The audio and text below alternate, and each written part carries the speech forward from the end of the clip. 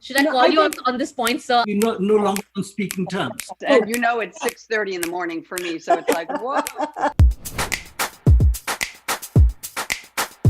Hello, everyone. Welcome to another conversation organized by the iView World Human Rights Film Festival.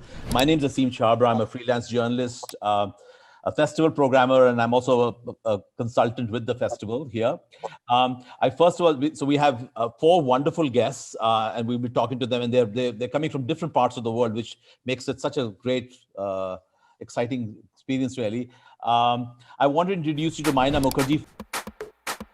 First of all, Maina is the cultural producer and the curator of Engendered, which is the umbrella organization under which iView falls. Engendered looks at arts from the lens of gender, sexuality, race, caste, religion, lots of issues really. And Maina is a pioneer in that. I'm going to go by time zones. So the person who is woken up the earliest, we're looking at Jamie Lee Curtis, who is in California. Are you in LA, Jamie?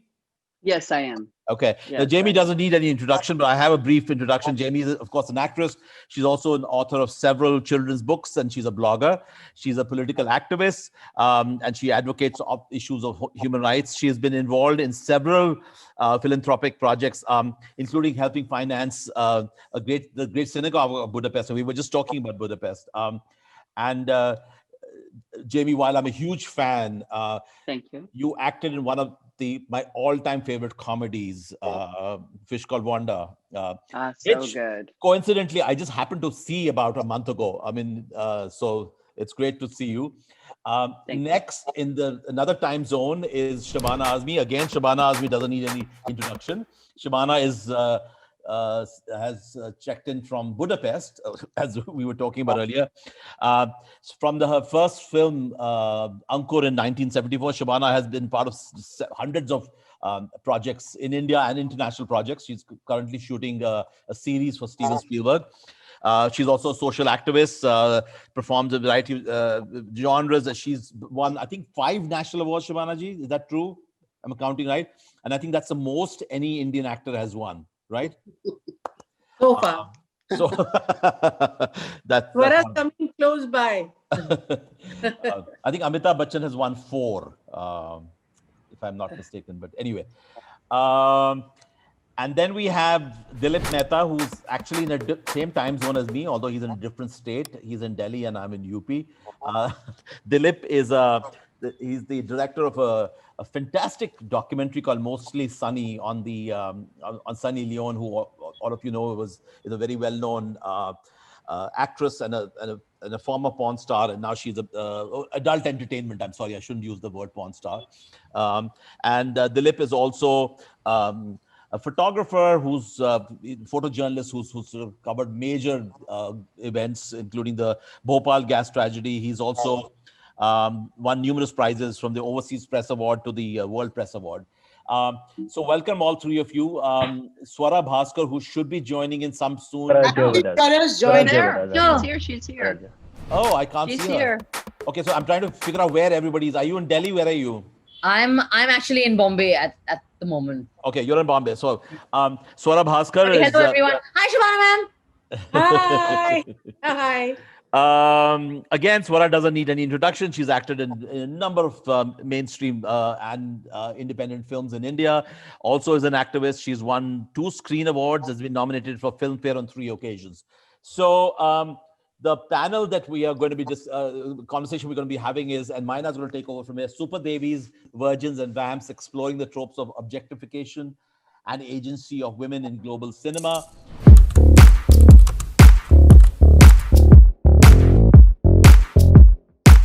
So the name of the panel, like Asim said, is Superdevis, Virgins and Vamps. And it essentially talks about the 3 kinds of stereotypes that South Asian cinema, at least for a very, very long time, was kind of locked in.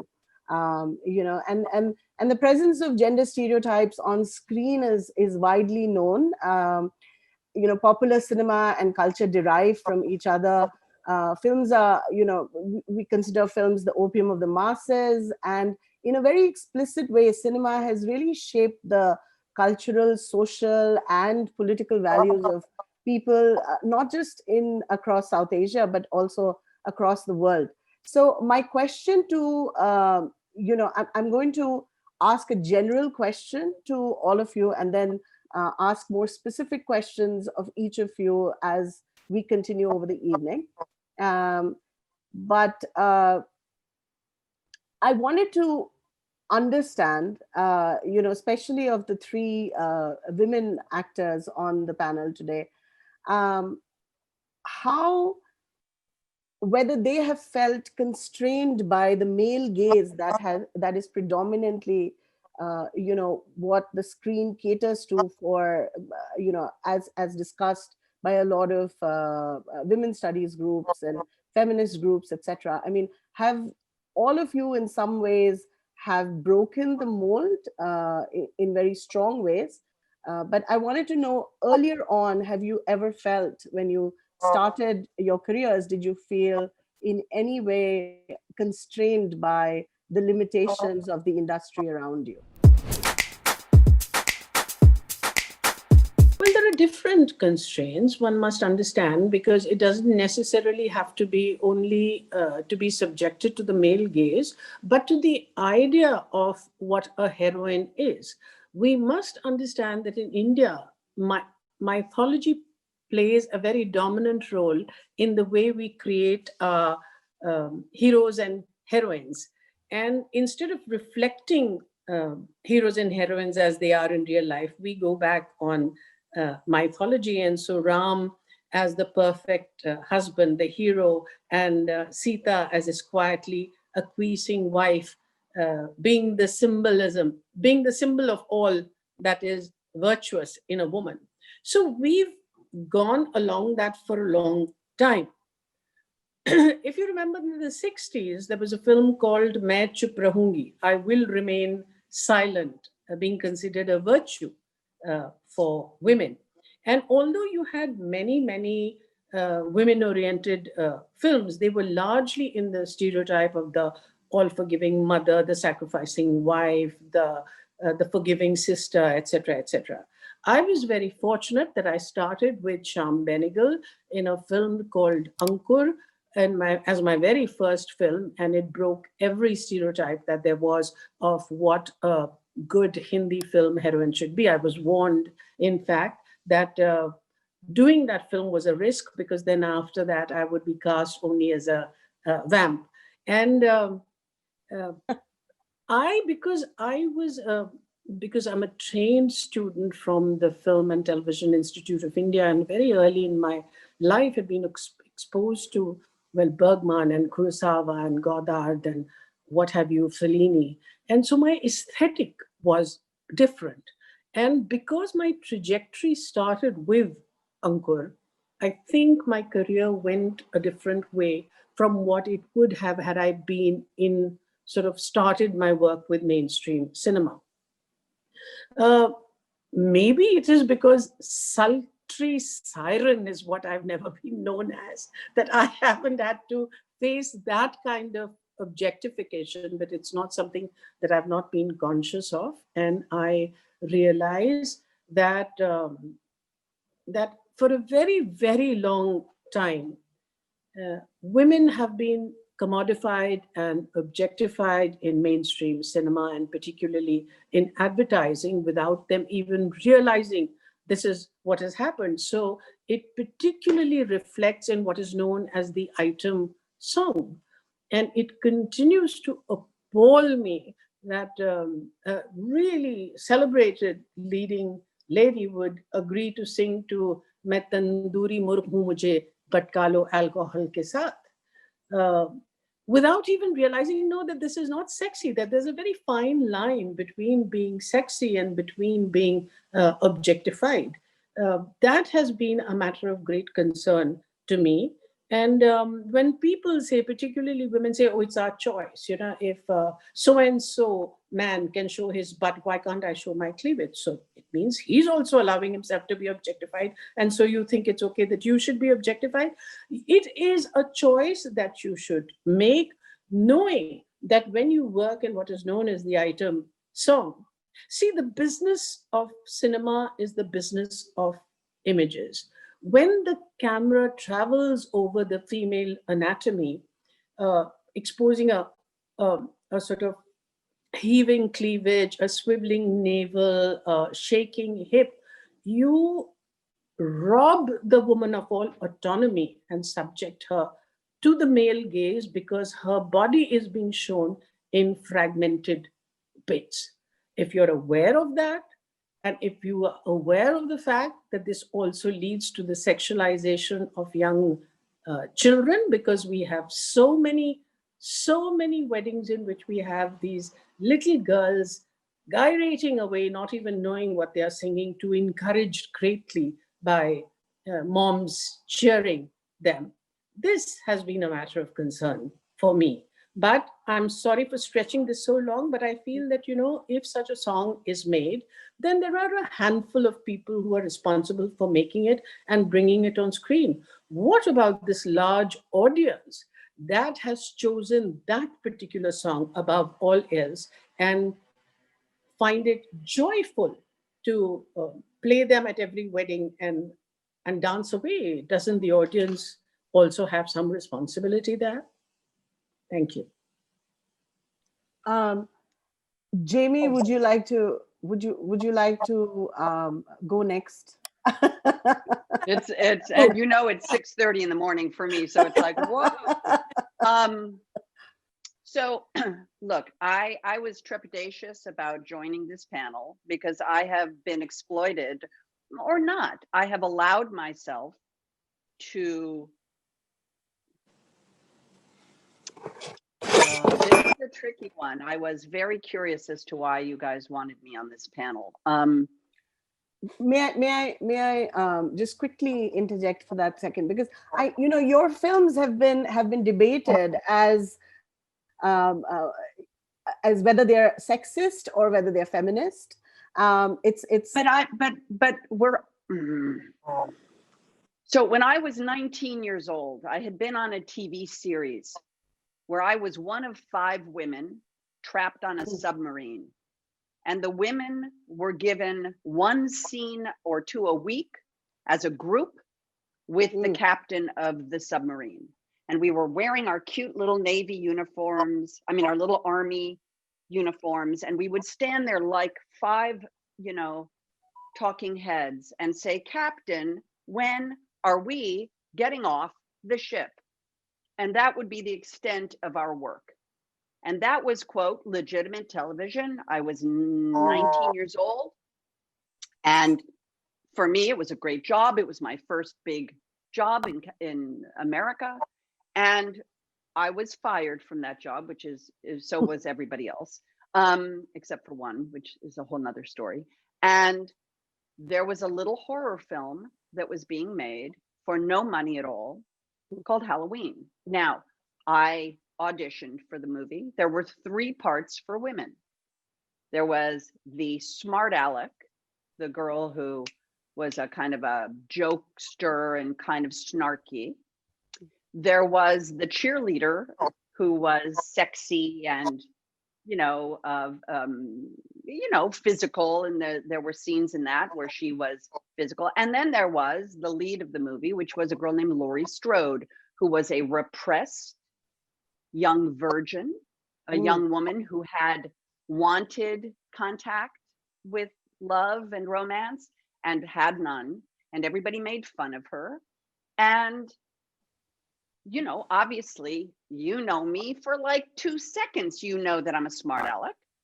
And if you take one look at me, you go, wow, she's got, like you would immediately make me a cheerleader, which I was in high school. But what I wasn't on the surface was quiet, which I am actually, and introspective. And somehow that was the part that John Carpenter and Deborah Hill. You have to remember, this was not just made by men. This was a movie written by John Carpenter and Deborah Hill, and it was produced by Deborah Hill. So from a very beginning, there was Deborah, and I believe that all of the attention to the 3 main women characters was because Deborah Hill wrote the movie with John. Hmm. But I was cast in that movie. Now, I know in my heart that there was no feminist agenda. There was no pre-digested idea that somehow these were the archetypes of women and we were going to show these three different archetypes of the only type of women there were. It happened to be the characters in the movie that she and John wrote. And it was supposed to be teenagers on Halloween night babysitting. And again, usually very female dominated job. And so the movie was made. No one had any pre-digested idea it would be successful. We made it for nothing. I was so thrilled to go from a TV series where I had 1 or 2 lines a week to every single page of that script had the name Laurie on it. And honestly, that was the thrill of my life. I got paid nothing. I never made money off it. It was an opportunity as a young actress that gave me everything I have today. And so I understand that over the years, there have been aspects of my career that you would, or someone might refer to as objectification of women. But I am an actress for hire. And if I need to be able to sustain my life and my family's life, by the way, for the uninitiated here, I also sold things on television for 20 years so that I could stay home and be with my children. And I'm talking about advertising products on television. Talk about objectification and exploitation. I mean, come on. Honestly, that's not art. That's selling something, and I'm really good at it.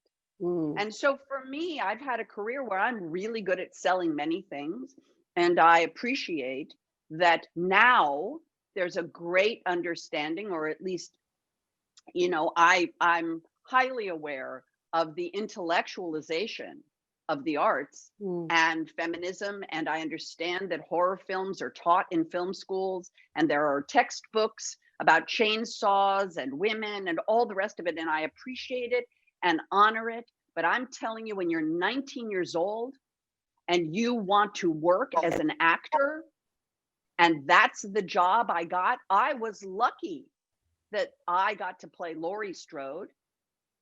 That was my luck. That was the universe providing for me something. So I have a lot to say about it, but the truth of the matter is I am an actress for hire. I am not a filmmaker. I will be a filmmaker. And when I make films, then, and a writer, that's when I have the responsibility. But I don't believe as an actor, it is my responsibility to choose my work based on what level of objectification or exploitation against women in general there is, because if that was the case, I wouldn't be on your panel. I would have been a police officer in Los Angeles, I swear to you. No, that's what I would have been. I completely hear you, Jamie. And actually that is one of the reasons that I did want your voice on this panel, because there's a little bit of a twist. There was a film by Meera Nair several years back in 1978, I think, called India Cabaret. And the film was a documentary that explored sort of the respectable and immoral stereotypes of women in Indian society. And it was from the point of view of these 2 striptease dancers in a cabaret house in Bombay. And it's sort of, it was interesting because the women themselves, during the course of the film, the women themselves are not ashamed of what they do for a living. What they prize more is the fact that they do not have to be at the mercy of the men in their lives as, they don't have to be at the mercy of the men. I mean, they have an independence and a certain kind of agency that works brings them. And I feel like somehow being trapped in these roles of what is respectable and what is not respectable in a certain kind of way, if you break that binary, and if you've been on both sides of it, you realize that it's also a certain freedom from that exact same trope. And in a certain kind of way, those years of objectification perhaps lend a certain, or a sexualization can also sometimes lend to an agency that the women actors have on screen. And I can explain that a little bit more, because in South Asian cinema, for example, for the longest time, the woman has no desire. She's very sanitized. Just like Shabana ji talked about, this whole idea of virtue in a woman is carries along to the point that the woman is unable to, all the good women or all the heroines don't ever express desire. And I think, of course, that has changed. And I think this is a great time for Swara to kind of come in, because she's done a couple of roles that are really unconventional, to say the least. I mean, Swara, you say in your DP or on your Twitter handle that you introduced the female, the vibrator to the Indian screen. And so you brought in the conversation of desire or agency or sexuality expressed by women. And then recently you've done this series where you're practically, of a nymphomaniac almost on screen, which is incredibly daring. And I know that you've faced a lot of backlash also for it, and at the same time it's been critically acclaimed. So talk to us about whether some of these choices have added to your objectification, or do you feel like you have more agency now to kind of choose and pick from what you want? Well, let me just start by saying that I feel very sort of honored and elevated to be on a panel that has Shabana ji, who I absolutely adore, and Miss Curtis on it. I think that I feel very, very small. And in Hindi we have a saying "Chota muh badi baat," and that's how I am feeling right now. But I think that I came into films and I became an actor at a time when actually Bollywood was changing very rapidly. And my first film released in 2010. And in the last 10 years, I think we have seen more women sort of more different women characters being represented in mainstream Bollywood. Of course, Shabana ji is here, and there is a whole very amazing sort of period of Indian cinema, which is the new wave, and even the middle cinema period. But for mainstream Bollywood, I think that these last 10 years have actually been quite defining, because popular culture has not just that the representation of women has changed, but also I feel that the discourse around it has changed. I think that, and I think that post Nirbhaya, and I'm sorry to be sort of referring back to such a gruesome and horrifying sort of case, but for Miss Curtis, if she didn't know, there was a very horrific gang rape in Delhi in 2012, which actually it changed many things in how we discuss gender in public discourse in India. And I saw discourse around films and roles change after that. And of course, then there's ever since then there's been lots of things. But I think that of course, there is the male gaze. Did I feel curtailed by it? I would say no, because I think that, as Miss Curtis has spoken of, and Shabana ma'am has also alluded to that, there is a certain, and you actually mentioned it when you talk about India Cabaret, there is a certain liberating aspect to playing a role. It gives an actor a chance, and I have worked my way up from literally the supporting and character roles. But even in those small 1 or 2 scenes, and we sometimes don't realize it, it actually gives you a chance to interpret what you have. I felt this most strangely not in Anarkali of Ara or Rasbhari or Veere the Wedding, which were the typically, the stereotype breaking characters. I didn't feel this so much in that because those were obviously like that. The roles were written like that. I actually felt this most interestingly in Prem Ratan Dhan Payo, which is a very typical Bollywood commercial fare, directed by Suraj Barjatia sir, who is, one of our most, that's as Bollywood can be, with all its fun, all its fanfare, and all its stereotypes, I suppose, in some sense. And and in the conversations I would have with him, I was constantly thinking of this, that I'm actually playing a stereotype character, which is of the evil, the evil, not a vamp, because there was no sexual angle, but like as close to a negative, conniving female, that kind of thing. But and he and I were constantly discussing that, is there a way to actually represent her point of view and actually, show her also as a reasonable human person? And in a most bizarre way, I think we managed to pull that off. So I think that there is an agency that we as actors have to interpret our own roles, sometimes that are even written in more typical ways. I just very quickly do want to say that I also feel, because you've spoken about objectification, that and Shabana ji talked about this. We are in the business of using our bodies as tools. All performing arts are that. Classical dance is that as well. So is dance. So is whatever. So is certainly films. There is a certain objectification that is inherent to this business.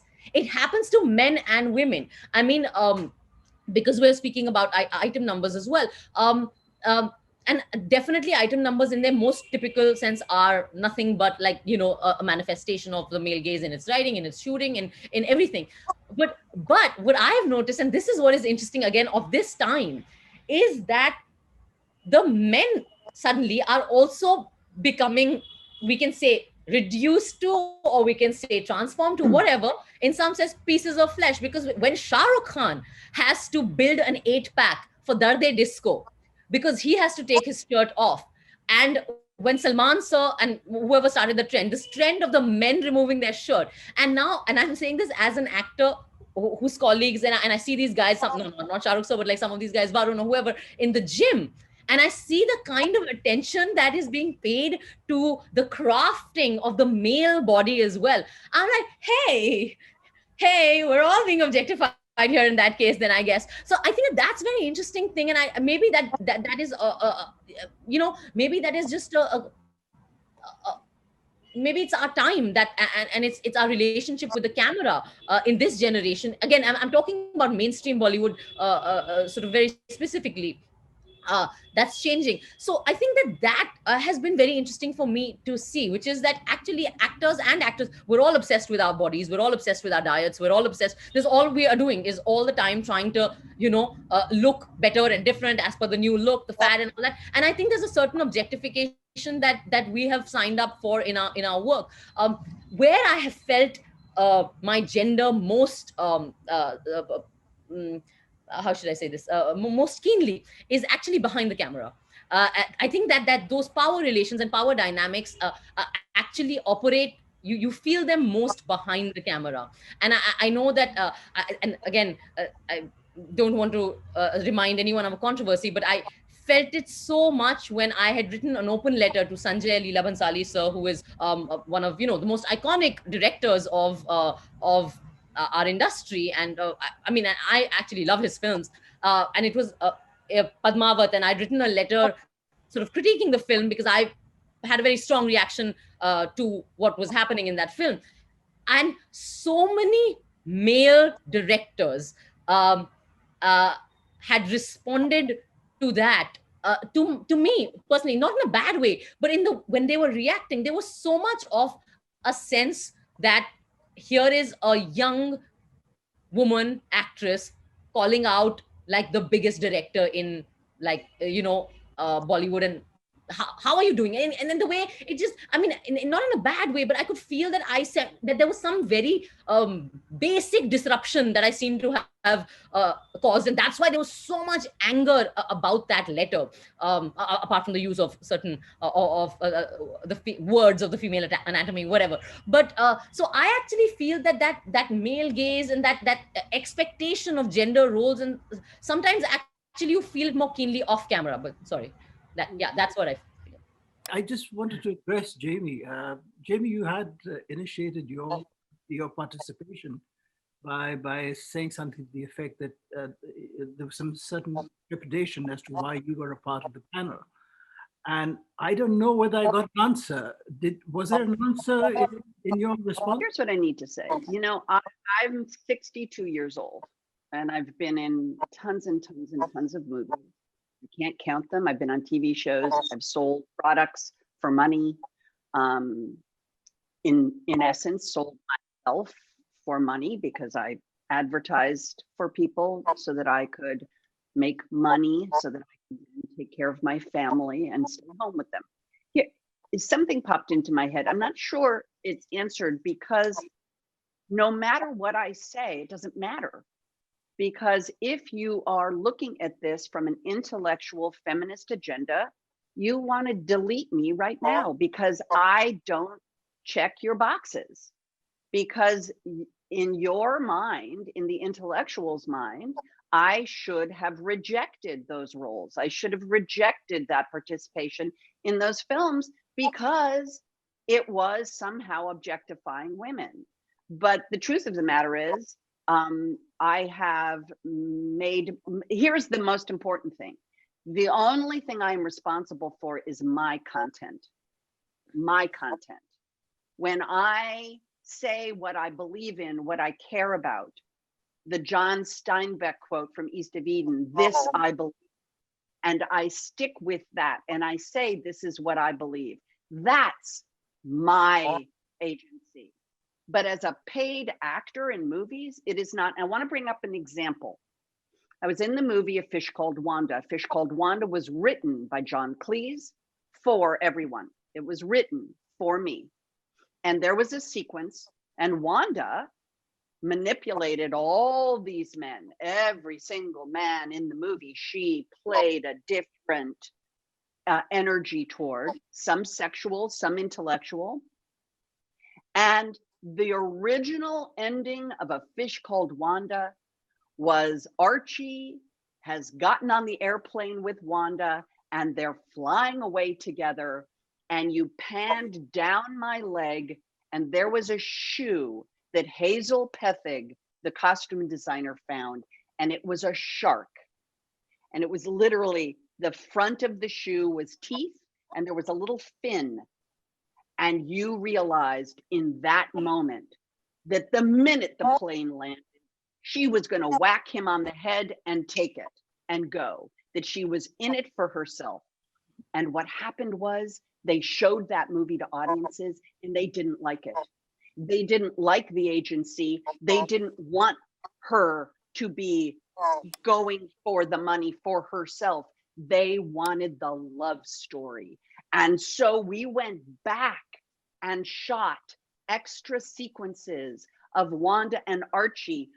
And then we reshot the end of the movie so that you believed in the love story. So I think that's really interesting, that here you had a movie that had a very strong agenda for women empowerment for themselves, and the audiences did not want it. They wanted the old-fashioned love story, that you went through this whole charade only so that Archie and Wanda were sitting on the plane together. And the other thing I wanted to bring up about that film is that it was written that I'm naked, and that John Cleese had written a scene where Wanda is naked when the people come back to the apartment. You know, that incredibly funny scene where, you know, the door opens and it's the family. And I said to John, if I'm naked, all that's going to happen is people are going to be looking at my body, because I have a beautiful body and they're going to be looking at it. That you're going to be pulled out of the comedy, and it's going to become purely the gaze, as you've referred to it. And I understand that, and I certainly know that. And I said, but what never happens is the man is never naked. And so when John Cleese agreed to do that, I believe he did go to the gym, by the way. But ultimately, it made the scene hilarious because you see, Wanda is not naked, Archie's naked. And so then the whole sequence, somehow you're not taken out of it. You're not staring at John's body. You're just in the comedy. So remember, it was a comedy. But I just think those 2 points popped into my head as you both were talking. So I'm going to shut up. No, that's fascinating. And actually, that's a great segue for Dilip to kind of come in and talk about the subject matter of your documentary, Dilip. You know, Sunny has never ever apologized for who she is and, you know, where she comes from and what she does. And also, I mean, the reference to audiences that Jamie's just made, and then also Shabana ji made, you know, about the audience's role in the way, you know, we talk so much about the actor's choice or whether the actor has any choice. And you know, oftentimes we kind of also, in a certain kind of way, pair them of their own agenda or agency when they choose those roles. I mean, and I think this conversation is not necessarily about, it's about looking at feminism, but from a different point of view, from saying that a lot of the people, a lot of the women who, you know, were kind of actors who've had long, illustrious careers and have perhaps been in roles that could be seen in retrospect as stereotypical, had agency, they still had agency. And so coming to you, Dilip, tell us a little bit about, you know, what your experience with Sunny was for someone who's from a completely different you know, world, and then has also joined Bollywood, and has been quite successful. You know, I spent close to almost 2 years of my life making this film, this feature documentary. Most of it was in quest. It was really the search of the Holy Grail, so to speak, for Sunny Leone, the former adult star's, what was deep within. Fuck it, there was no deep within. And it's not a reflection on her character. There was no shallowness. She said, listen, Dilip, I mean, why are you searching for something that is not there? I am in feature films. I was in the adult industry. I wanted to make money. I wanted to more than subsist. I wanted that Lamborghini. I wanted that Porsche. I wanted a house on Hollywood Hills or wherever. And she's done it. She's got it. And that is one of her markers of success in life. As much as I tried to, in a bizarre way, to objectify, if you will, to seek out, to delve something out of her which would give me layering in my film, I never got it. Maybe it's just lack of well, perhaps misfortune, bad luck, that I couldn't find that. Maybe she's got it concealed in some little tiny part of her system. I never found it. What she said she is what I always got over 2 years. I've considered myself a fairly, Asim will vouch for this, a fairly serious person that I can delve. I've been a photojournalist. I mean, I've cut my my profession. Since the age of 19 or 20, I've got my first cover of Time magazine, and have been on the edge of death on several occasions, covering all kinds of human tragedy. So yes, I feel I can understand human beings to a certain degree. I don't know if I succeeded in doing that with Sunny Leone. Sunny Leone was not an enigma. She is who she is. She dealt out her cards and she said, this is who I am and this is what I recorded. I would urge you all to see it, because it's everything but feminism, everything else that we're talking about in this panel discussion. That's not what she's about. She might want to talk of it now, because now she has tasted a different form of success. Every Indian male, well, not every Indian, but a large population of Indian men have coveted her. She's had larger success on social media than the Prime Minister of India, as all of us would vouch, has had immense success. Whether it's warranted or not is a different statement. So yeah, that's Sunny Leone for you. It would kill me that I would talk to her and say, what do you read? And she doesn't. And I would actually say to myself, oh, that's just terrible. And I said, screw it, Dilip. I mean, just because she doesn't pick up Salman Rushdie doesn't make her any less interesting, any less intelligent. She is whom she is. That was the biggest takeaway for me. And I think that should be the biggest takeaway for all of us. We can really intellectualize so much. Is there a need to? No, I'm actually completely agreeing with you, Dilip. I think that whatever I'm hearing you say, I feel like it just reinforces the point of this panel, which is that Sunny Leone definitely has agency. It doesn't matter if she's objectified, but her agency has definitely not been stripped away from her. Sorry, It's I just want to, if I could just sure, make sure, please. I think that because we have spoken about and just because the term feminism has come up more than once, and also I think we all refer to intellectualization.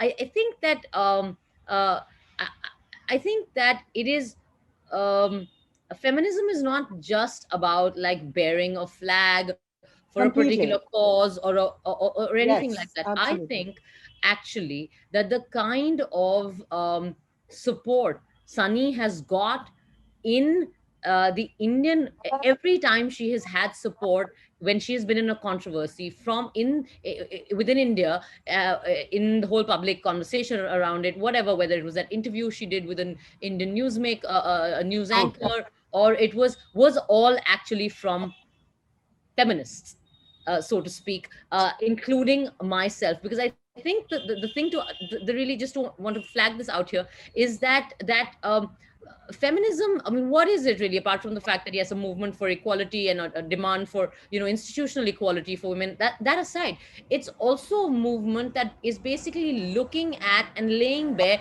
the power structures that men and women, or rather I should frame that differently, women and men occupy, and what power dynamics are at work every time there is, at all the time, but also like in these interactions and so on. So I think actually that there is nothing to say that like feminism excludes Sunny Leone, or that a Sunny Leone kind of person is excluded by feminism or anything like that. I mean, I think any dogmatic kind of an interpretation of anything will miss the point. I think the whole point is actually, as Vaina is saying, that is even from a feminist perspective, and I'm saying this as a very self-conscious feminist, let's put it like that, that I think that the whole point is that a truly feminist look at even Sunny's life would actually give center stage to her agency. And I mean, whether or not she's read books, that's irrelevant. Yeah, so I just wanted to sort of jump in there because I'm missing the point, Swara. I'm sorry. I maybe I'm just slow. Maybe I've had too much club soda tonight. I'm just missing the point. What were you saying? I think should we just should I call you on this point, sir? I'll give you a call and we'll discuss it, because I feel like we should move on to the next question.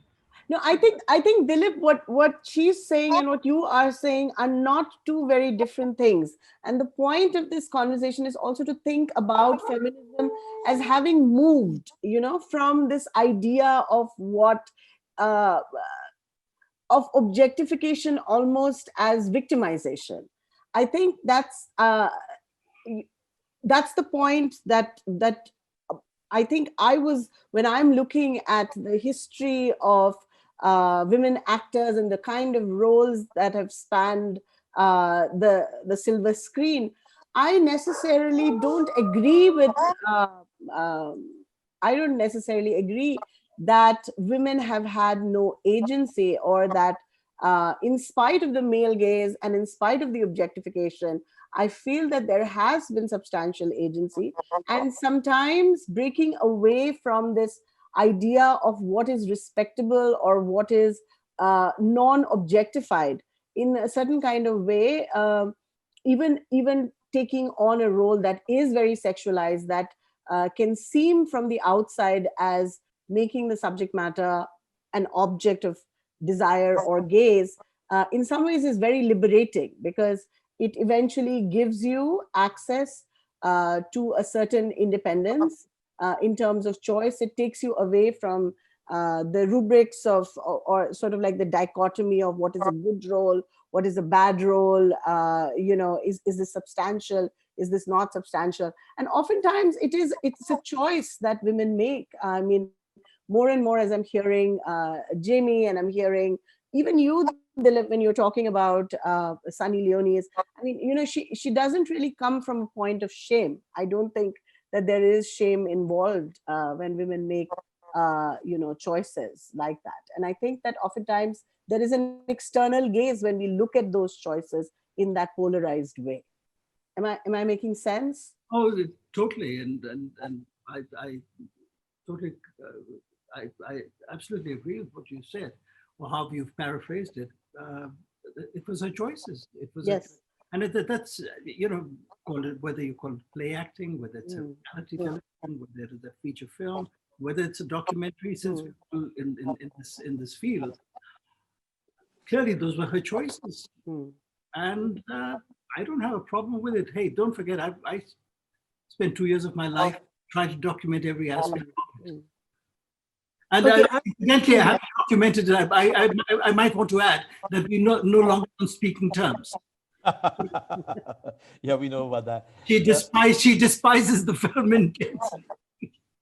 Minus Shabana ji wants to say something. Yes, please.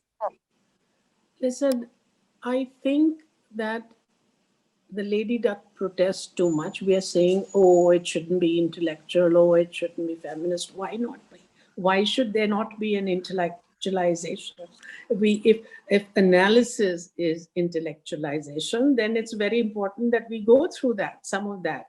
Now, as I understand, we've been told here that celebrating sensuality is all about agency. And I wouldn't disagree with that. Of course, celebrating sensuality should not be left only to the male. It should also be the female's prerogative. But that's why in my opening remarks, I said the intention of the maker is the most important thing.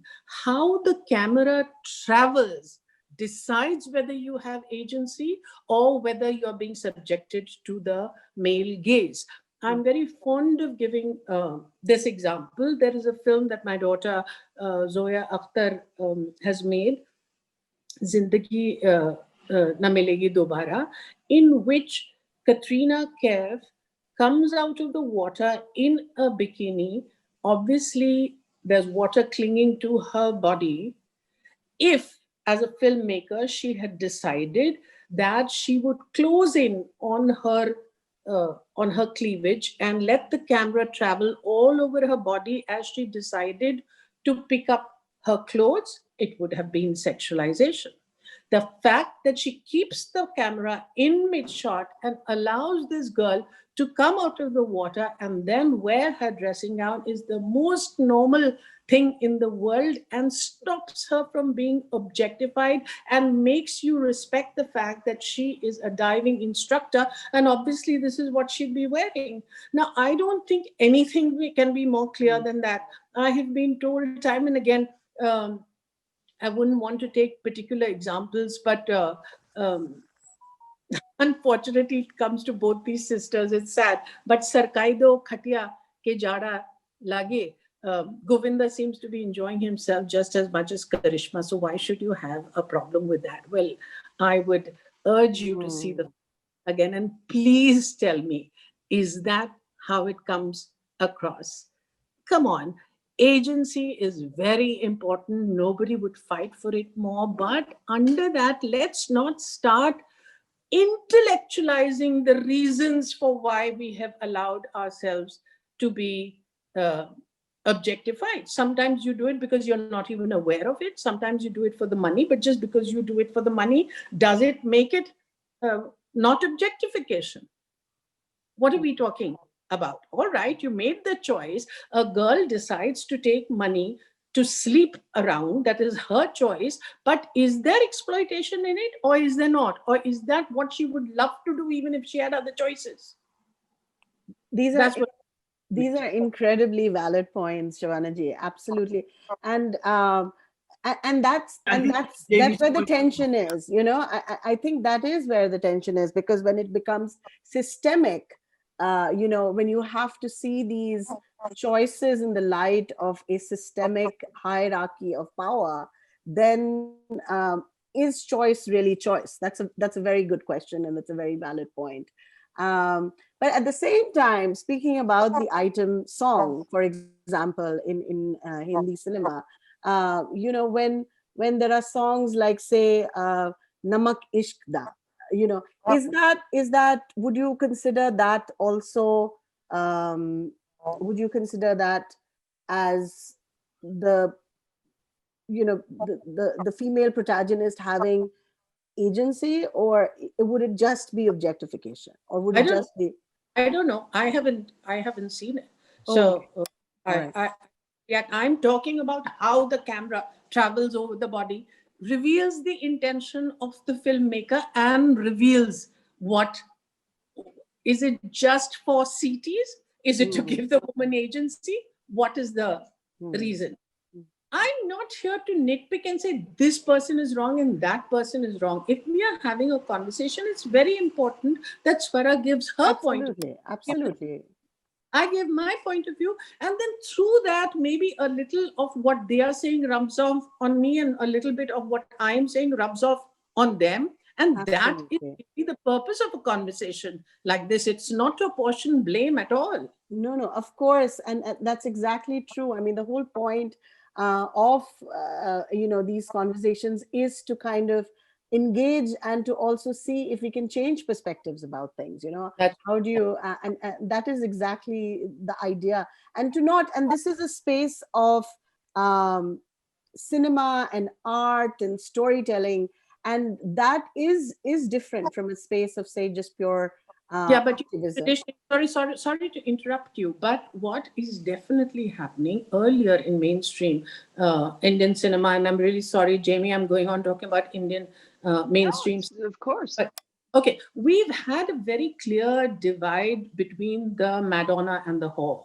So the Vamp was the whore, and the Madonna was this beautiful, chaste, pure person who was the heroine, and not a single dot of lust would be allowed to come her way, because and desire is so wicked, etc.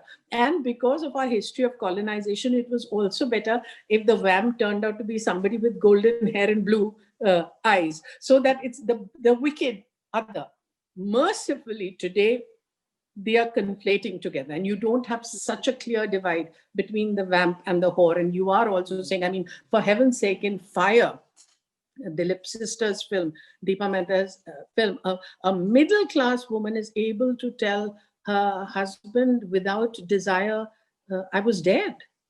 And desire is the point of going on living. So obviously with this, you're negotiating more space for yourself. But in this desire to give you more space, does it completely take away our critical faculties or not? That's what I think. Intellectually, to be intellectually honest, I think we have to see it like that.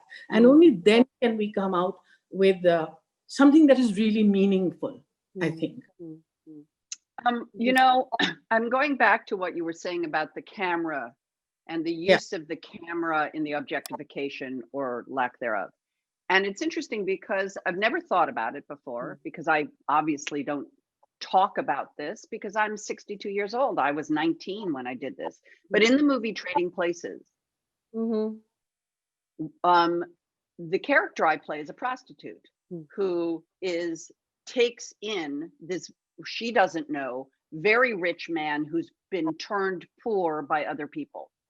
And she takes him into her home.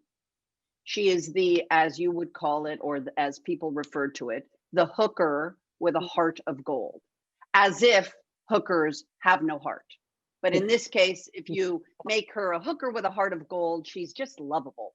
And what was beautiful about it was there's a sequence where she brings him into her home. He's sick, he's cold. She puts him in the bed and the camera's back here. And in that moment, she's going to get into bed with him to keep him warm. And she just takes off her dress. Now, to your point, the camera didn't zoom in on my now, quote, legendary breasts and linger on my nipple and the shape of the breast and then linger down into my loins and then pull back. The camera stayed back here. I took off my dress and I pulled off my wig, which is another costume of prostitutes in that sequence. And he's like, he looks at me and says, "You're a prostitute?" And she talks about the money she saved. And she actually has a line. She says, 2 more years on my back and I'll have enough to retire. So I agree with you. If that sequence had been invasive in a way, I think I wouldn't have felt okay with it. But to be honest, as you said, it's her job. And to the point about your daughter's film about coming out of the water and the camera stays back and shows that that's what she wears for her job. Well, guess what? Yeah. When you're a prostitute, your body is what you wear for your job. And so she took off her dress. And of course, it caused quite a moment. But the truth of the matter is, I agree with you very much so. And I just wanted to make this point because it popped into my head, because it's something that's bothered me. I'm, again, 62. My entire early career was in horror films. And the feminists, by the way, to your point, feminism, I'm pointing to you. I mean, I'm like literally pointing to screens. But feminism is about freedom and equality. And there's no bigger feminist than you're looking at her. Right. Equality, equal. Right. I'm totally down. But at the time when the horror films were being made, the feminists came down hard on those movies. They called them exploitation movies, that these women's were tropes of these women characters, blah, blah, blah. What's fascinating is I took the heat of being in exploitation films for my first 7 movies. Mm-hmm. And then when I made the decision not to do them anymore, as a conscious choice to believe that maybe I could do something else, what happened? The first job I got on a television movie playing Dorothy Stratton, who was the Playboy playmate who was murdered by her husband. The second job I got was a movie in Little Indy, written and directed by a woman named Amy Jones. And the movie was called Love Letters. And it was about an obsessive love affair between a young woman and a married man. And there was a lot of sex. And third, the next movie I got was Trading Places, where John Landis brought me in to be in that movie. All 3 of those jobs were, quote, legitimate. Mm-hmm. These were mainstream. That was a television movie on network television, the indie movie, which really got very little notice, and then Trading Places, which was this enormous budget, enormous studio with big stars, Eddie Murphy, Dan Aykroyd, all these wonderful older actors. And that was legitimate. And so here was this moment. I got a BAFTA for Trading Places.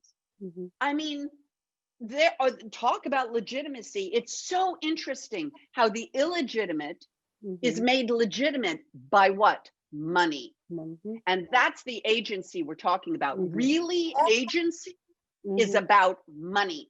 And once women have the money to be able to make those decisions, look at Wonder Woman, look at Patty Jenkins, look at the kind of, now we can see that women can lead movies. Even the Halloween movie, the last one we made in 2018, made more money in its opening weekend than any other movie in history with a woman in the lead, and the woman was over 55 years old. That was this moment. Now, I look back on my early days and kind of want to laugh and go like, ha, ha, ha, everybody, because somehow that has been legitimized. So forgive me for waxing on, but I do think it's an interesting dichotomy between the illegitimate and the legitimate, and the only thing is in the middle is money. So there, I'll shut up. No, I that's incredible. That's you know, I think all of you have had such valuable sort of inputs to this conversation. I think it's fantastic. I really enjoyed hearing all of you.